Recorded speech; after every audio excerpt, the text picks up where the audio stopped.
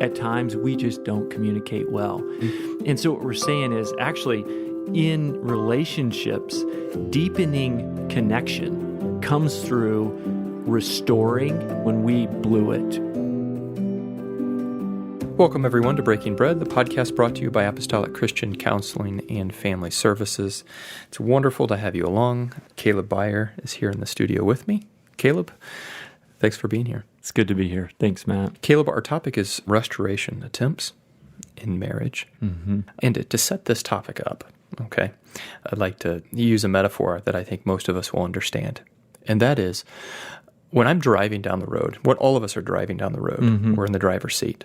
You can't help but be constantly steering with your hands. You're going to the left and the right, and left and to the right, right? Yeah.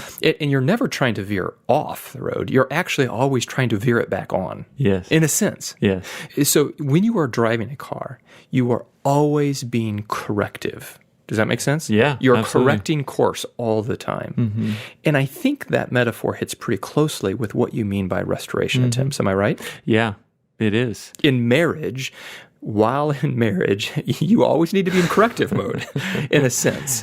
And let's be clear, it's not correcting the spouse mode. You're right. Okay. All right. So now that I've taken this into the ditch, bring it back onto the road. Yeah, I think that's a great metaphor. In the case we're communicating about is our relationship, is there needs to be this attentiveness, awareness, and continue, redirecting when we start veering off. Yeah. I think that's a fresh and hopeful concept, right? An important concept, because sometimes I think we really try really hard to get it right. But I don't know if your experience is like my experience, but I'm veering. Help me now, Yes. right? I'm veering. Help me now. Yes. So in marriage, that's what we're talking about today, is bringing this thing back on the road, restoration attempts. This is not about perfect communication. In fact, this very topic is saying at times we just don't communicate well with life stress or technology or things that come into our life that affect, or just our skill level, right? On being able to communicate effectively or clearly. And so what we're saying is actually in relationships, deepening connection comes through restoring, right? It comes through restoring when we blew it. Today, we're going to provide some practical ways to do that corrective adjustment. Yeah. Okay. Yeah. So, restoration. Yeah, so restoration attempts. So the concept here is in communication at a high level, so I'll introduce it there first, is moving out of the content of what we're communicating about. So let's say Ange and I are communicating about finances. Restoration attempts is about moving out of that content of finances into what we call process, or how we are communicating. Okay? So how we're communicating may be, the voice tone that I'm using, or it could be the language that I'm using that conveys meaning of critical or blaming or escalating emotions, okay? So at a high level, restoration attempts is we step back from content and move into how we are communicating about that particular topic, whatever it is. So this really takes, I can tell just from that introduction, this takes a real thoughtful person, right? Because content's pretty gripping, and content gets laden with emotion. Obviously, this content is what we're talking about here, but you're really asking us to be able to view this conversation not only for its content, but also for its components. And to take ownership of those components. And sometimes we have to back out of the content to do this. Yes. And sometimes we don't do it in the moment, right? Sometimes we do it after the fact. We come back and we realize, oh, wow. Once we step out, maybe stepping out is, hey, I need a break, or maybe I realize later that, wow, I really missed that one. And so I come back. And so restoration attempt doesn't mean I do it when I'm in conversation. Often that can happen, but it can mean also I'm coming back. Okay, so let me just stop on that stem that you said I missed that one. So I'm suggesting that might be a possible stem that one would use in a restoration attempt. Yes. Can you hypothetically fill the rest of that sentence out? Honey, I really missed that one. Yes. What might be the end of that phrase? Yeah. So you know what? So maybe I had a conversation with Ange, and she was wrestling with just a lot of stress that's going on in her life. And I went into fix-it mode, okay? And I realized after the fact, and the conversation didn't end well. And so I come back to Ange, and I'm like, you know what, honey? I blew that. I missed the reality of how much pain and how disappointed. How disappointed, discouraged you were, and I moved too quickly, or I moved into trying to fix it for you. And so, can we try it again? Yeah. I mean, is that... Absolutely. Can we have a redo, or can we do it over again? That's another restoration attempt. But I think what we're getting at too is with these restoration attempts, it does, one, acknowledge that any of us do this perfectly. And I think then the grace and humility it takes for each of us to say, I did blow it. I did mess up, and this is important. I want to be connected to you, and I don't feel connected. So some of the footings of the restoration attempts, some of the very foundations is humility, it sounds like to me, right? A prerequisite to be corrective in this way is to be humble enough to admit that you were wrong, you didn't do it right, yes, you were focused on the wrong things. Yeah, the humility and recognizing the importance of how my communication and the message I'm sending impacts my connection with my spouse. Okay, so I think you've just provided a pretty helpful metric right there in saying connection with spouse is something that's the barometer of sorts. Connection with spouse. Is that a true statement? Yes. And connection doesn't mean, I'm in the same room as my spouse. Right? Connection means my spouse believes I understand them and I see them. I see their inner heart, their pain. Okay. They feel understood. Okay, another clarification. You said connection is my spouse knowing that I understand them. I'm noticing you didn't say connection is when I understand my spouse. No. There's a difference there, isn't there? There is. Connection is when my spouse believes I understand them. Yes. It's asking them. Okay, work out the difference between those statements. Sure. So if I say I understand Ange, okay, in my mind, it's kind of a done deal. I no longer need to seek understanding her. Right? So if I ask Ange, do you feel understood by me? I feel like I understand you, but do you feel like I understand you? And she says no. That's where the disconnection happens, right? Does she feel heard? Does she feel valued? Does she feel seen and understood and validated in her pain? Okay. Not, do I have it in my mind up here like, yes, I know what you're saying. So what you're saying is really not for us to say. Right. On whether I understand them. They need to know that they are understood. So here's what I'm hearing. I'm hearing that this connection piece and understanding piece is one of the barometers that restoration is necessary. And I'm hearing that even asking them, do you believe I understand you, is a great way to know whether restoration needs to happen. Yeah. Okay? Yes. And then that naturally requires humility to say, okay, she doesn't or he doesn't believe that I understand them. And so a restoration attempt is necessary. Yes. At that point. Yeah. Now, I can really see why this is separate now from content. You started off saying this is stepping out of content because really you're not necessarily coming back in here and say, all right, let's rehash finance. Yeah. The core of your question is, did I understand your heart? Yes, exactly, which isn't about the content per se. The content was just the pieces that we were using. Yes. And so another thing that I would say, Matt, too, there is the connection piece is with the process, it's really a slowing down. Okay. Right, to keep it from becoming destructive. So back to your analogy of keeping the vehicle on the road is indicators that say, I'm getting close. You have the rumble strip, right? So in our relationships, there can be alerts when I start, yelling or withdrawing. There are certain behavioral things that can be destructive to my relationship. And so restoration attempts also can help put the brakes on. Things can escalate out of control pretty quickly when we have two individuals that don't feel understood and they just talk louder or faster or because emotion fuels that. And so restoration attempts are also about keeping it from moving into more of an unhealthy and perhaps destructive. So part of restoration attempts is slowing down. What you're really saying is restoration takes time. Is that a true statement? Yes. Restoration takes time. Yeah. There's no fast way around this one? No. Come on, Kaleb. And give me the fast fix, Kaleb. Proverbs 15:18, a wrathful man stirreth up strife, but he that is slow to anger appeaseth strife. And so that slowing down rather than stirring up anger, emotion, right, that leads to communication that isn't helpful to being understood or feeling understood.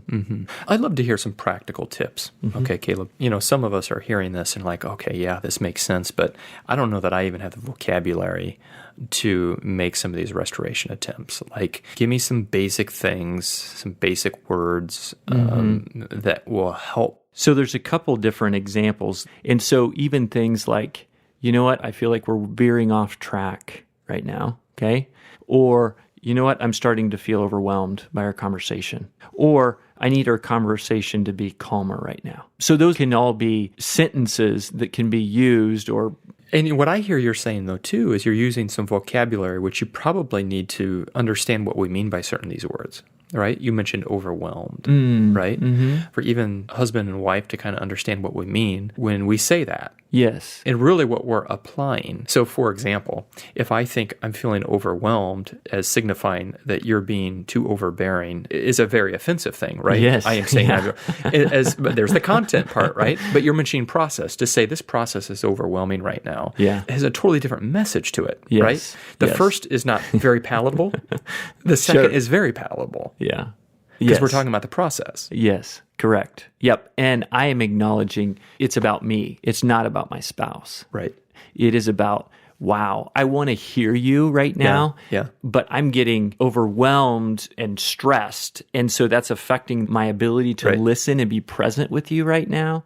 Yeah, that's a very good point. And so I'm acknowledging, I want to hear you. I desire to hear you. But right now, I just... Okay, so you've given a couple of really key things just even in that defense or that explanation, right? One is you're saying that you're always speaking from your own standpoint. I feel overwhelmed instead of you are making me feel overwhelmed. That's a different, that's a different message altogether, isn't it? But to say I'm feeling overwhelmed this time, right? Or I'm feeling stressed, right? Which are very true factual statements rather than saying you're stressing me out, right? Probably wouldn't, But I mean, I think that's helpful, right? You speak from your vantage point. You're saying what the process is doing for you. Yep. It does take a sense of self-reflection, right? And self-restraint. Very much so. Sometimes our emotion can take over and can be so strong and take us to places that we don't want to go. In Proverbs 25:28, it talks about, he that hath no rule over his own spirit is like a city that is broken down and without walls. Think about that. So I think what we're also assuming that none of us do it perfectly, but is there a sense of, wow, this is what's going on inside of me right now as I'm communicating with my spouse. And maybe it'd be good for me to step back. Yeah. And that's hard. Yeah, I keep going back to this content process thing, which I think is so key. If I'm only fixated on content, then it doesn't necessitate all of this difficulty, like why go to this hard work, right? But if your objective is connection, then that necessitates restoration attempts, right? So I think there's even a shift in, I think you're asking us to shift our conversations with a completely different goal. Yeah. Yes. Is that a fair statement? Would be the content can grip us and pull us in ways that move us out of the process. And so I think, remembering, you know what, more than even agreeing on the budget this month, it's how do we move in that process towards whether it's agreement or not. It's about feeling understood and valued, loved, seen as an individual. Okay, so let me ask you this question. Is a connection with your spouse superior to agreement on content? I think so. I do. You do? Do you think so? Well, think about the last time when you have felt truly understood, Matt, whether it's by Rebecca or someone else. And what was that like for you when you felt seen and valued for who you are, the perspective you had, and loved? What happens to the way you perceive agreement or disagreement? No, I mean, actually, a situation is coming just recently. It was a conversation. It wasn't my wife, but somebody else. We clearly had disagreement of ideas, but we both walked away understood, knowing the other one understood and respected that position. I don't know. So anyway, Yeah. I'm trying to consider your question, and I think in that case, I think being understood probably was, Again, we need to, on some things, we need to, as a family, operate and have agreement. But I think that's the beauty of even a fellowship of believers, is at the end of the day, there are certain preferences or things that we have. It isn't about, if we sit here and try to come to a perfect agreement on, I think we're missing the point. I think if we feel valued and understood, these different perspectives actually can sharpen and shapen and deepen our relationship. Right. And then that agreement really is on us. There's an agreement on us rather than an agreement on some matter. Yes. Right? Which is a deep agreement, really. Yes. Which I think I'm agreeing on a relationship in that sense. I'm agreeing on a relationship, yes. Yep. Okay. Yep. That makes a lot of sense. All right, Kaleb, you've dropped a lot of very helpful stems that we can use. All right, I think that's really helpful. So what we're going to do is we're going to do some more of that. So here, let's take calming down. You mentioned slowing down is required here. So the conversation is getting out of control. Give me a stem. Give me something that I can say that is the right words to use to help slow it down. Yeah. So one could be simply just, let's start over again. Right? Can I have a redo? Can I start that conversation again? I messed up there. I'm getting, too out of control, or I'm feeling overwhelmed. So let's have a redo. I'm not communicating well at all. Yeah. Okay, here's another one. Let's go into the emotional bucket, right? Some of us guys need a little help with this, right? Suppose emotionally there needs to be a restoration attempt. Yeah. What are some stems? So it may be, I feel blamed, or I'm becoming defensive right now. Would you rephrase that for me, please? Okay. You just acknowledged your feeling, your emotion. It says, right now I feel blamed. And that's more of an assessment on my own personal feelings rather than that was warranted or not. Yes. But one caveat I would say here is sometimes I think this has to be in context, because if there is a high level of negativity within the relationship, that can be a statement that can become very defensive. Okay. Even I feel blamed. I'm assuming in some of these that there is a level of positivity in the relationship. Okay. And respect, right? And honor and love that I can take, oh, wow, yeah, you feel blamed. Okay, let me retry that. We're making some assumptions here that there's some other things at play and in place in marriages. Yes, right? correct. Okay. Correct. If we can get to a point within our marriages that we just assume we're all playing fair and we're trying to play as fair as possible, then those comments really are meaningful to me. Does that make sense? Absolutely. I'm trying to play fair with my wife, and she says, I really feel blamed by that. Oh, that's information for me to say that I need to do some corrective communication here because I didn't want to do that. No, and your desire is to be understood and connected. So the message is missing somewhere. Absolutely. Yeah. All right. How about this? Sharing affection one for another. Yeah. Even that's a great point. You know what? I can see your perspective. I realize this isn't your fault. What we're trying to communicate is, you know what? I still love you, even though right now, this is frustrating to both of us. We feel disconnected, right? And so you're conveying and expressing that affection piece. You're communicating that affection you have for your spouse in the midst of the process. Right. And hearing that can be really helpful. That's great. That's good. So help us apologize. So messed up, right? So first is just even acknowledging it. I think that is like, you know what, I realize I want to speak gentler here, or I want to speak in a softer tone, or I want to convey a message to you, but I know I'm not even sure how to do that right now. And it's amazing how just even that acknowledgement, I think, and that, because that takes vulnerability, Matt, to say, I want to convey something to you. I can't put it into words. Give me some space, some time. I need to slow it down.